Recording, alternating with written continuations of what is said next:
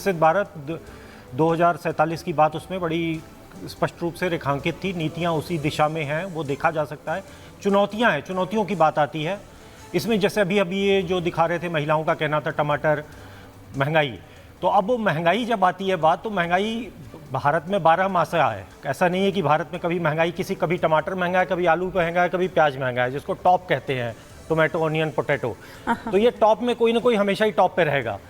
तो आप अगर ये सब नहीं रहेगा तो कोई एक और सामान महंगा हो जाएगा। दाल, जैसे दाल तो पिछले 2 दशक हो गए, आज दाल जो है वो भारत के मध्य वर्ग के हाथ से बाहर ही है। तो ये सारी चीज़ें, अब ये चुनौतियां जो है सरकार के इस पूरे उसके साथ साथ चल रही हैं, जिसमें महंगाई एक तरफ अंतर्राष्ट्रीय महंगाई है, दुनिया में महंगाई का इस समय दर बहुत ज़्यादा है अमेरिका में और बाकी। भारत ने जो सफलता पाई है अब तक कि महंगाई दर को नियंत्रण में रखते हुए उन्होंने ग्रोथ को मेंटेन किया है, जो कि भारत के अभी निर्मला सीतारमण और मोदी सरकार की एक बड़ी सफलता है। अब चुनौती इसमें जो है बचती है वो फूड इन्फ्लेशन की। फूड इन्फ्लेशन अगर ये नियंत्रण कर पाते हैं तो इनकी जय जयकार होगी। अगर ये लेकिन सर, जो आप महंगाई की बात कर रहे हैं या टॉप जिसकी आपने बात की, तो ये टॉप से बॉटम मैं इसलिए ये जानना चाह रही हूँ क्योंकि अंतरराष्ट्रीय बाजार में, क्योंकि देखिए पेट्रोल डीजल, पहले तो हम ये तस्वीरें दिखा दें कि सीधी तस्वीरें इस वक्त हमारे पास आ रही हैं, सीधी मिल रही है हमको नॉर्थ ब्लॉक से इस वक्त बाहर निकलते हैं, और उन सभी से अपनी जो पूरी टीम है, साथ में पंकज चौधरी वित्त राज्य मंत्री जो हैं उनको आप यहां पर देख रहे हैं, और उनका पूरा स्टाफ, उनकी पूरी टीम जिन्होंने मिलकर ये बजट तैयार किया है। और यही वो लाल वो बही खाता, आप कहिए सुचरिता, कि ये जब वहां खुलेगा 11 बजे क्या क्या निकलेगा, किस किस वर्ग के लिए। मानी डिजिटल इंडिया है तो डिजिटल लैपटॉप, बही खाता कब का लैपटॉप में तब्दील हो गया और ये डिजिटल इंडिया का प्रतीक भी बन गया। और ये इस लैपटॉप को, इस डिजिटल, जैसा आपने कहा डिजिटल बही खाता कह देती हूँ, डिजिटल बही खाते को निर्मला सीतारमण दिखा रही हैं देश की जनता को भी, वहां मीडिया को।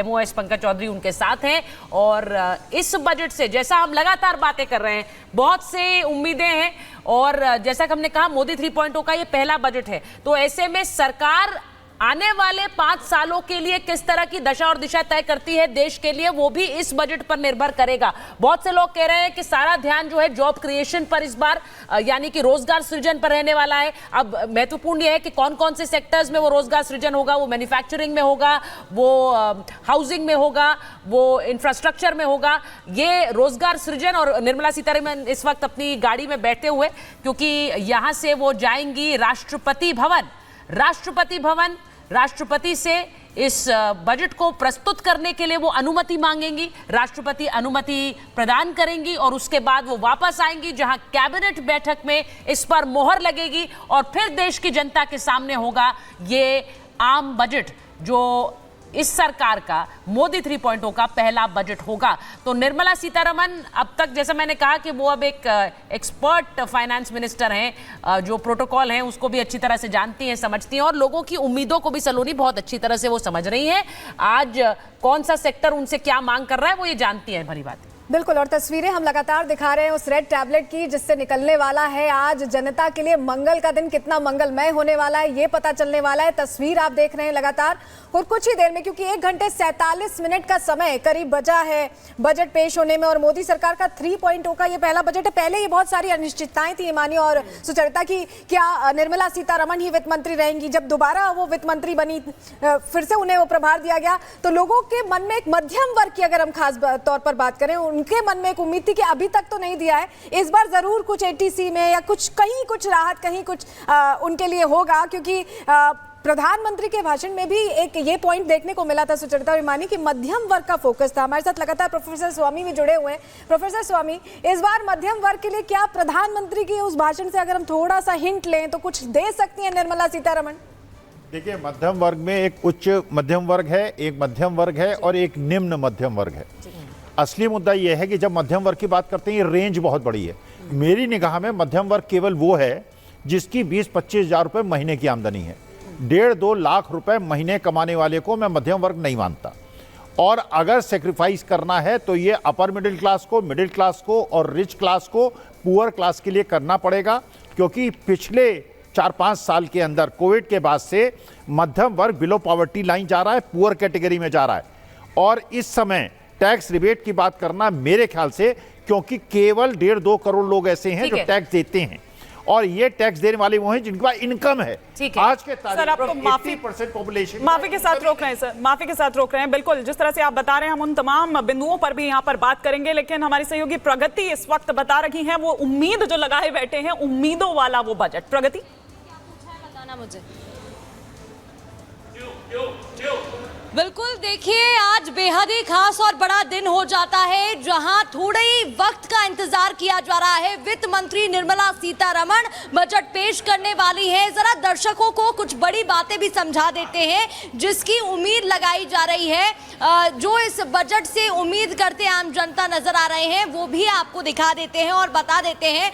दरअसल देखिए, टैक्स को लेकर सबसे बड़ा सवाल खड़ा हो रहा है, क्योंकि मिडिल क्लास के लिए कहा जाता है कि जितना वो कमाई करते हैं उससे ज्यादा कहीं ना कहीं टैक्स में निकल जाता है। फिर आधी आबादी की बात करें तो महिलाओं को लेकर सवाल खड़ा हो रहा है कि उनकी किचन में इस बार किस तरीके से रहने वाला है और क्या कुछ उनके लिए खास होने वाला है। फिर इसके बाद नौकरी के ज्यादा मौके होंगे कि नहीं, ये कहा जा रहा है। इसके अलावा उम्मीदों के बजट में और क्या खास होने वाला है, किसानों के लिए, अन्नदाताओं के लिए क्या होगा, ये भी कहा जा रहा है। आपको बता दें कि कृषि उद्योग बढ़ेगा कि नहीं, ये बड़ा सवाल यहाँ पर खड़ा हो रहा है। इतना ही नहीं, ये भी एक बात रहेगी कि खाद सब्सिडी बढ़ती है कि नहीं, इसको लेकर क्या बदलाव किया जाएगा क्या नहीं, ये भी एक बड़ी उम्मीद जताई जा रही है। तो उम्मीदों के बजट में उम्मीद बड़ी चीज है, उम्मीद तो जनता लगा ही रही है। गांव की आमदनी बढ़ेगी कि नहीं, वहां पर क्या कुछ सुविधा रहेगी कि नहीं, किसानों के लिए क्या होने वाला है, आधी आबादी के लिए क्या होने वाला है, खेल सेक्टर। ठीक है,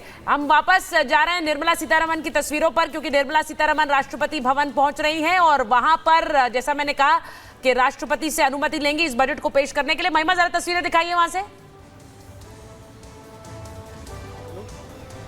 बिल्कुल, देखिए मैं इस वक्त क्योंकि यहाँ पर मौजूद हूँ और नॉर्थ ब्लॉक यहाँ से थोड़ी सी दूरी पे, और वहाँ से जैसे कि आपने बताया अभी अभी कि राष्ट्रपति भवन के लिए वो फिलहाल निकल चुकी है। एक बार आज आपको तस्वीरें दिखाएंगे। हम यहाँ पर मौजूद, लेकिन सुरक्षा के लिहाज से कड़े इंतजाम किए गए थे, इसलिए एंट्री फिलहाल यहाँ पर नहीं मिलेगी। सबसे बड़ी बात कि यहाँ पर राष्ट्रपति भवन वो पहुंच गई है और आपने अभी भी बताया कि अब उससे कुछ ही देर बाद यानी कि 9:45 के आसपास ये जानकारी मिल रही है कि वो पार्लियामेंट के लिए निकलेंगी और वहां पर भी बाकी जो पार्लियामेंट के कुछ अधिकारी उनके साथ फोटो सेशन उनका होने वाला है। और 10 बजे भी 10:15 के आसपास देखिए मीटिंग होने वाली है, कैबिनेट मीटिंग होगी और उसके बाद 11 बजे बजट पेश होगा। इस वक्त यही अपडेट आपको लगातार हम बता रहे हैं कि वो राष्ट्रपति भवन के लिए निकल चुकी है। सबसे पहले अपने आवास से जहां पर वो रहती है वहां से निकली नॉर्थ ब्लॉक के लिए। नॉर्थ ब्लॉक के बाद जिन लोगों ने बजट तैयार किया है उनके साथ फोटो सेशन उनका हुआ और उसके बाद अभी वो राष्ट्रपति भवन के लिए निकल चुकी है। वहां पर भी अप्रूवल लेंगे और उसके बाद फिर वो पार्लियामेंट के लिए निकलेंगे। वहां पर कैबिनेट मीटिंग भी होने वाली है। उसके बाद 11 बजे का इंतजार पूरे देश को है कि आखिरकार आज निर्मला सीतारमण के पिटारे से क्या निकलने वाला है, महिलाओं के लिए क्या खास होगा, युवाओं के लिए क्या खास होगा, किसानों के लिए क्या होने वाला है, देखना काफी ज्यादा महत्वपूर्ण।